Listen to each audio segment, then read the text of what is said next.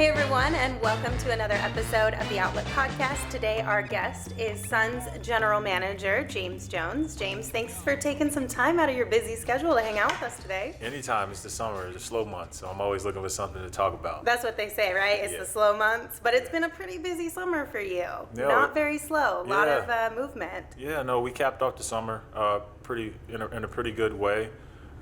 We set out this summer to make sure that as we rolled into training camp, we could be excited about the roster, be excited about the training camp position battles, just be excited about the overall direction and flow of the team. And by adding the guys that we've added, Dario, Ricky, re-signing Kelly, drafting Cam and Ty, acquiring Javon, Check, we've made a lot of changes.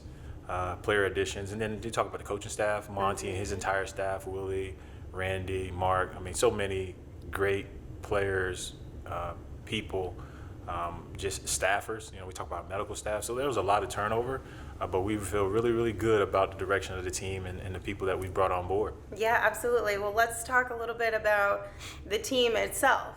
One of the things that I know that you've been talking a lot about this summer is bringing in those young veterans, guys who are still going to be playing and contributing on the basketball court, but will also do a lot for us behind the scenes and in the locker room. How do you feel about those acquisitions? The prime pros, as I call them. Nice, I like that one. It's been good. Aaron and Ricky, they've been playing in a national ball, so they haven't been with us. But, when you talk about bringing guys like Frank, who's been in the NBA, he's been here, so he knows what preparation for the season looks like. Just those quiet moments when he's in the locker room talking to guys about how he did it his first 3 years, it means a lot. It goes a long way, and he brings instant credibility to the locker room. So I'm excited. I tell you, I can't wait. People ask me, they continually see me smile every time I talk about training camp because I really like the group of guys that we've assembled. And it's just fun to have basketball right around the corner again. Yeah, and you can tell that, not just their presence, but also kind of the competition that they bring to this team. Like, these younger guys are not coming in and getting a spot or a role automatically. They have to actually fight for it and compete for it.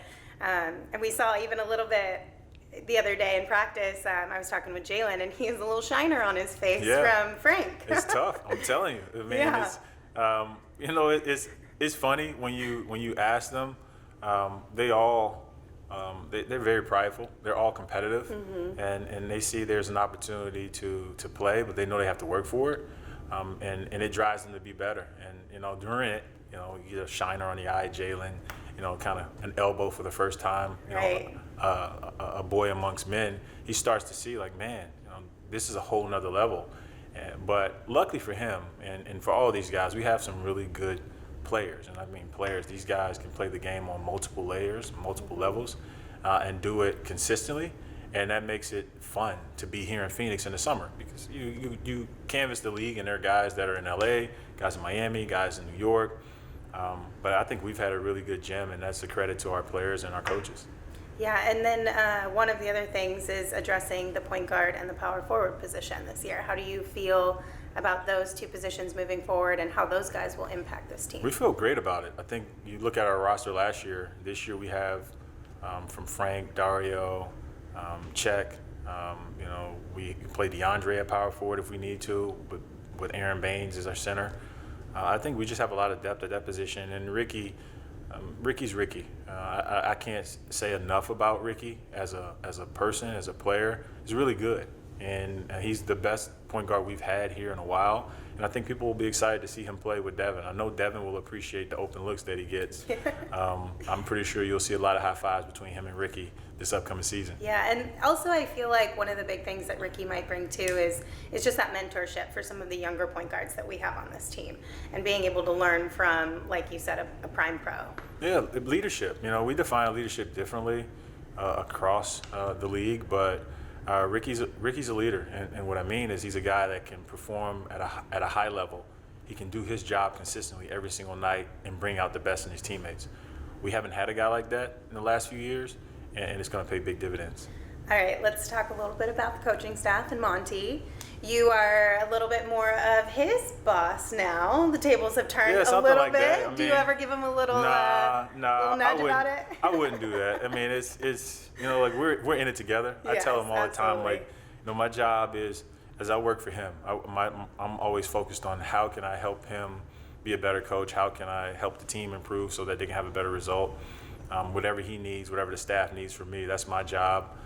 But it is good to have someone that you know and you respect right there next to you. But yeah, it's kind of awkward. It's kind of, I never would have envisioned this when I was playing for him. But I'm glad that he chose to be with us, because I think our relationship and the relationship that he'll forge with the rest of the players will be extremely important as we continue to move forward. Have you guys had those conversations or just moments in kind of just everyday movements where it's like reminiscing a little bit, like, man, Yeah, we can you do. We believe do. this? Like when we sit and we talk basketball, we talk about the roster, the team, the personalities of this team compared to the team we had in Portland, the teams he had when he was playing for Pat Riley, and I played for Eric Spoelstra under Pat Riley in Miami. So we have a lot of those basketball stories, and we always come out of it smiling and laughing, just thankful for the opportunity to be here, knowing that the hard work and the mentors and the people that led us and that kind of coached us hard helped us be resilient so that we could persevere in this league. Because just to play in this league is a dream come true, and it's extremely difficult. But to play multiple years and for Monty to play and coach, that's special. So we relish that, and we talk about it a lot because we don't take it for granted. Right. And same for you to play and then now move into a front office position as well. That's not a typical thing, I would say, or at least not something that a lot of people get the opportunity to do. And I know that. That's why I'm taking it one day at a time, and I'm focused on helping this team improve. I have lofty goals for this team and this franchise because I had lofty goals as a player. So that approach won't change, but how I go about it is different, because now I have to make sure I empower every player, every coach to be their best, and that's what I love. That's where I thrive, because I'm always a team player. Okay, well, let's go a little bit more into that. How are you helping change the culture here with this team? I know that's been a big topic for a few years now, and as somebody who was a player, you have a better insight into that than a lot of us do. And of course, working with the Players Association, you just have more knowledge on what players need and want. So how are you kind of helping facilitate that? Well, just by changing what they see and what they hear and what they feel. Everything that they touch, it has to be something. Everything we do has to be intentional, so that they know their time is valuable. We want the best for them, so when they come here, we'll give them the best facilities. That's why the training facility will be vastly important for us. The arena renovation, new spaces, from our performance staff, rebuilding that, the equipment, the spaces that they use, the locker room, just the interaction, the flow, the materials, everything that they see, we want them to know that we're constantly looking to improve it so that they feel this is the place they want to spend their free time. That's how you help them. You put them in a place where they can get better. It's hard for guys to get better in a restaurant. It's hard for guys to get better on their couch. They get better in the weight room, in the training room, in the film room. So we're making sure that those are the areas that we invest in, so they see the investment in that, and they believe that we're about business. And Monty has also talked a lot about, being team first. It's all about the team, not really individual focus. So how does that kind of come into play as well when we're talking about changing the culture? Well, our mantra is build great teams, and that's from the front office, the training staff, the medical staff, the coaching staff, the players as a team, the equipment operations, team operations, marketing across the organization, building great teams. And when you take that mindset, you realize every day you're expected to do something that makes it better for the group. And if you do that, you win games. And ultimately, that's what we're here to do. The great teams, they're great because they win games. No one can deny that if you win games, you'll be considered a great team. And that's what all of our guys want. That's what most of our guys have been accustomed to their entire amateur and collegiate careers. So we're excited to see those guys embrace that, because that's the next step in our development. So you talked about the training center, the new training center that we're actually about to break ground on here pretty soon. What can you tell us about that? Maybe give us some insight to what it might look like or how the players can utilize it. I mean, it'll be a place where they'll live. You know, we built it so that they want to live there. We may end up needing to build out some more sleeping spaces because once they get in there, I mean, everything you can imagine a player would need. You know, that was Robert's intention when he said that he wanted to build a state-of-the-art facility. He wanted to be a place where the players would walk into it, and every day, you know, have to second guess whether or not they wanted to leave. Mm-hmm. And I think you could probably, I can envision some of our younger players, rookies, free agents, like guys that we acquire, their first few weeks, rather than staying in a hotel, just staying in the facility. Really? Because it has everything you can imagine. The training spaces, the recovery spaces, the lounge spaces. It's just great. It's going to be something spectacular over there in for Camelback and 40. So how has the training facilities across the league changed since you were a young rookie playing? Oh, they were, when I was a young rookie, it was, you know, high school. I mean, not high school, but it was either in your facility, it was a small auxiliary gym, or you had a partnership with a partner, and it was, you know, maybe 1 or 2 courts, very small training room, very limited technology, recovery spaces, bare minimum, cold tub, hot tub, maybe a couple benches in the weight room. We're now, there's everything from hydro pools to sleep pods to cryo, 2 levels. You know, like it's chambers, it's everything you can imagine. I mean, that's the thing about the NBA. The NBA game is expanded, it's grown.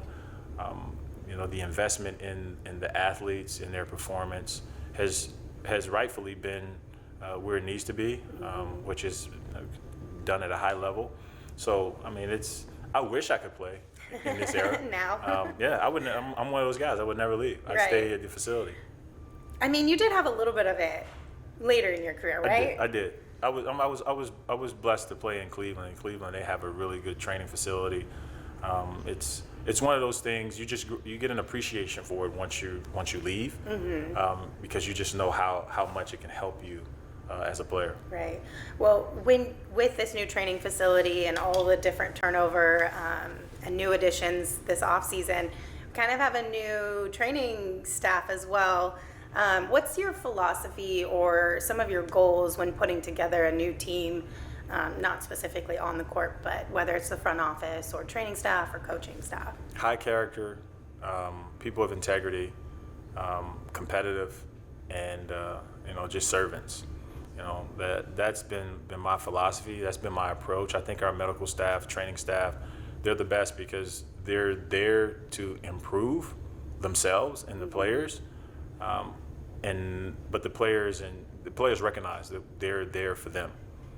No agenda, no ego, no ulterior motives. It's really about the players getting better. And every day they walk in excited to do it. So to keep them healthy, to help them improve mentally and physically, from a nutrition standpoint, helping them with their health and building their body so that they have longevity in life, not just basketball. And that's what we try to do this summer, is shift it so that they know that these investments in the building and in the facility and the investment that we make into the players is so that they have longevity in life, not just as Phoenix Suns basketball players, but as Phoenix Suns members for the rest of their careers and the rest of their lives. Where does that come from for you? Did you have a front office staff that did that for you, or is it just your experiences throughout the league? My experience as a player, I was blessed to be drafted by the Indiana Pacers, and that franchise has a long history of a great culture of like embracing the players that play there, and once a Pacer, always a Pacer. I had that when I was in Miami with the Miami Heat. You know, they talk about Heat lifers, and they really mean it. So from the day you wear a Heat jersey until the day you like decide to hang it up, wherever you are, they're always there for you. And I carried that with me. You know, those are franchises that have a history of winning. And it must mean something because they've been doing it and they've had success. Right, absolutely. Okay, let's talk a little bit about training camp. It's just a few weeks away. Can you believe it already? No, I can't. It's crazy. You know, it's the time speeds up at the end of the summer. But I'm excited for it just because, you know, now it allows us to focus on the things that we can control. Right. So what are your expectations for training camp? How do you envision it being different than past years or similar? Like, what are you hoping to see from these guys? I'm hoping to see growth. Okay. Great competition. I expect that our trainers will be overloaded a little bit. We're really, really deep at every position, and these guys have been going after each other. Just hoping that there'll be a bunch of bumps and bruises, a lot of spirited competition, and some team building. And because that'll be huge for us. Every guy on this team will win us some games. Every guy on this team will be relied upon to help us compete. And I can't say that was true in the past. I think some guys would go into training camp knowing that they didn't have a shot. Well, it's wide open this year. So every guy has an opportunity to go up to Flagstaff and earn the opportunity to play. And I think you'll see some guys really step forward this training camp. I know we talked about it a little bit earlier, but let's talk about it again a little bit more specifically with the rookies and the fact that it's wide open. Like you said, the competition is there. If you show up, you could earn more of a role that you want on this team, even as a younger player. So how does that help a rookie going into training camp? Well, it's merit. You know, you earn it. At the same time, they're not expected to come in here and shoulder or carry a load for us. We don't want to add that pressure. But if they take it and they earn it, then it's rightfully theirs. I think that helps a player coming into the NBA because once they learn how to acquire something, they know how to retain it. In the past, we've struggled with that. Just by circumstance, our young guys had to play, and although they had success, it wasn't success that they truly understood fundamentally how to retain it. So I think this training camp will help Cam, help Ty, help Jalen really see what the NBA is about, and I'm pretty sure they'll be surprised. This isn't college, this isn't high school, this isn't summer pickup basketball. Yeah. This is the real deal. What are your thoughts on the rookie class this year? In my experience with them and interactions, they seem like really good young men. No, they are. They're great guys. I mean, it's refreshing to have guys of their caliber here. Not only are they great people, great pros, but they love the game of basketball, and their enthusiasm is infectious. Coaches love nothing more than to have young guys that want to be here, that want to learn, that are all ears. And it's good. Those guys have been well coached, and their parents and their mentors and everyone that has been a part of their growth, and they should be commended. Yeah, one of the things that really stood out to me about those three guys is in just my research and talking with either their old college coaches or their high school coaches is that all of their coaches have said that their desires to get better and improve their game and the amount of work they put into it is on a whole nother level. It's like already an NBA level caliber. So what does that kind of mean to you, seeing these younger guys coming in, having to fight for that spot, knowing that that's what their background is? I mean, it's great, that they're driven. I think it reflects our goals this summer to bring in guys that are driven, guys that love this thing. And it helps our veterans more than anything. Because when you're going into a new situation with young players and new teammates, for the guys that have been here or for the guys that have been in the NBA, you always want to pay it forward. You always want to help the young guys. So if you can find some guys that already kind of have a handle on it, it makes your job a little easier, and it makes you smile because you see that and you recognize that those guys get it. Yeah, I'm sure it's a little more enjoyable too. I mean, in any mentorship type of situation, if you can tell whoever you're mentoring is really invested and really wants to get to the next level, it kind of gives you an excitement of let's do it. They're embracing what we're talking about. I mean, there's nothing, but it gives you energy. It's just gratifying. So like I said, I'm excited. I think those guys they're excited too, but I just can't wait for training camp. Same. Okay, so we got to have a little bit of fun. So one thing that I have noticed with you is regardless of your role or your title, you were always still the same fun champ that you were when you were playing, and you create a fun atmosphere around work. So why do you think that's really important for you? And just kind of like, is that your natural personality kind of coming out? It kind of is my natural personality, but I think my career forced that upon me. Okay. Because you play a lot of basketball, you meet a lot of people, and you spend a lot of time with your teammates, your coaches, your friends. This league is cyclical, up and down. Coaches come, players go. And I've always, when I finally realized that early in my career, I was like, I want to make sure that the moments I spend with my colleagues, my friends, are memorable. And you usually remember the good times, when you Right. laugh, when you smile, when you joke. And so I try to create that environment, because I don't want anyone working with us, or anyone that I come in contact, to reflect and look back and say, man, I can't remember a good time, or I had more bad times than good times. Wins and losses, those things matter, but ultimately the process is what we're consumed with. So I want that process to be one of engagement, of excitement, of fun. And having 3 kids and a wife, you realize that at home, the things that are most important is your family, and this is my family. So that's just me. I do know that life is precious, and that you just have to cherish the opportunity to be a part of this game. And so every time I think about that, it excites me, and that's usually why I'm always focused on making sure that people know, like, this is life. We're meant to have fun. Exactly. I'm with you on that one. Okay, let's do a little bit of storytelling, because one of the fun things is that you used to play for the Suns, and you were teammates with Steve Nash. So give us some Steve Nash stories, because we always love Steve Nash stories. Yeah, everyone loves Steve. I mean,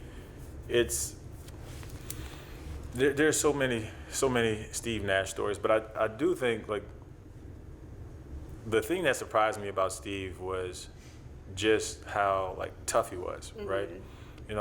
We had Sean, we had Amari, we had Kurt Thomas, we had Leandro, we had Boris. We had a bunch of guys with fiery personalities, all great guys with fiery personalities. Yeah. But you would be surprised to know that every time something jumped off, it was always Steve that was barking.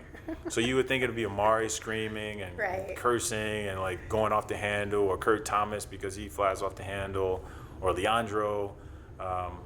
Boris is quiet; he doesn't really say anything at all.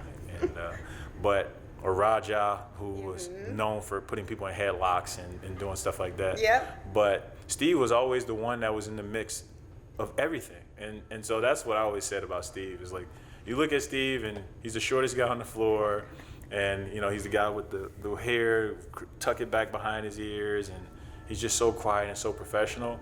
But once the game started, like, Steve talked probably more trash than anybody else. His barbs they were sharp. Really? Yeah. Okay, Steve, I haven't Steve's heard a trash this talker. about Steve's Steve a trash before. talker. He's a quiet trash talker. You have to really listen, and by the time you realize that he just took a shot at you, Yeah. it's too late. You're like, I can't respond, Yeah, but you now I can't gotta respond. kind of get him back. And because but- he was, just the guy that moved on to the next play.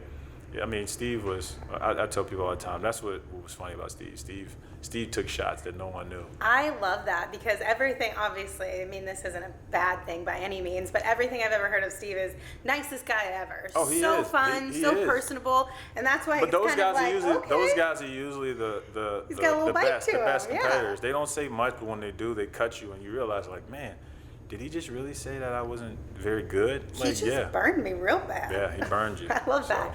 Okay, if you had to take us back to one day in particular that involves Steve, and maybe some advice that he gave you, or something that you saw that you were like, that's a lesson that I need to learn pretty quickly to be successful in this league, what day comes to mind? I mean, well, I would probably say when we played San Antonio, and they took a cheap shot, and Mari stepped on the court, the suspension.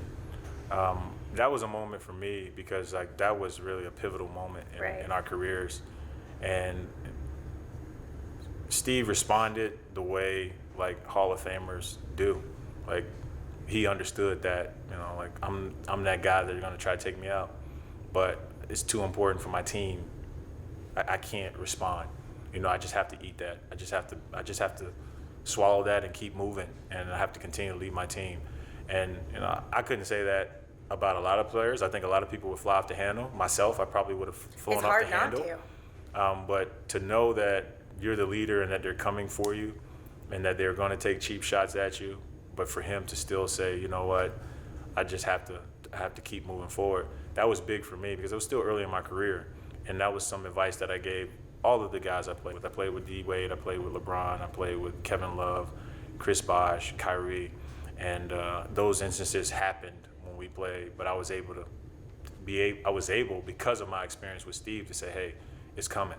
Know that it's coming. Just be ready for it. Respond the way a champion, a Hall of Famer, a leader should, and we'll get beyond it. And it helped us. I mean, because I do think there were some instances in my career where you can probably say, if my guys hadn't handled it that way, we'd probably see a similar fate as the Suns did in that Spurs series. Is it possible to pick a favorite teammate that you've had throughout your career? No, I mean, I know that's a tough one. I can't. I mean, I love those guys too much. You know, they're all different. You'd have to ask me on any given day. You know, if it's a depends on the memory that's in your yeah, mind and it that depends day. on the work day. You know, Yeah. I have different teammates. They work differently. So if my mindset is relaxed, then it's one guy. If my mindset is, you know, this is all we have. This is the last play. Like by any means necessary, there's another teammate. Right. So I mean, I've just been blessed to have some great guys, and I love them all. But you know, I'd probably say my best teammate is my wife.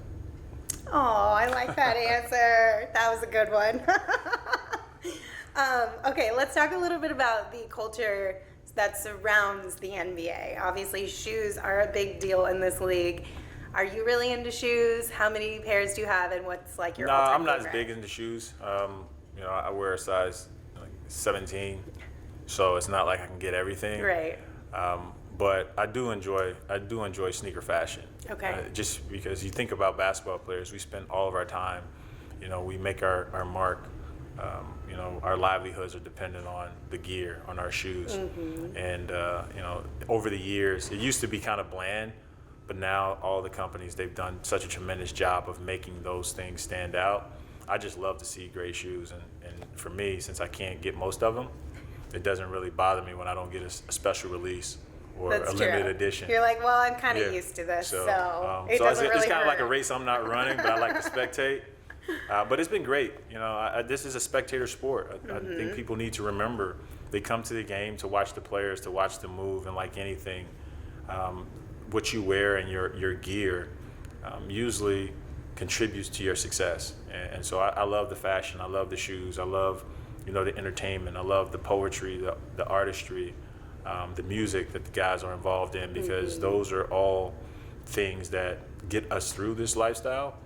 Those are the hobbies that help build us individually, because at times this thing becomes a pressure chamber, Right. where you know you can focus so much on basketball that you forget there's so much in life that you should enjoy.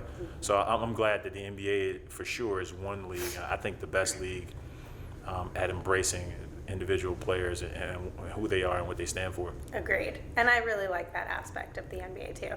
Now, in terms of fashion, were you super into fashion when you were playing? Like you know how the arrivals have become a staple in the NBA. Everyone wants to know what you're coming in wearing when you get to the arena. Well, first off, I'm not a fashion guy. I'm a very simple guy. Okay. I like to keep it simple and plain.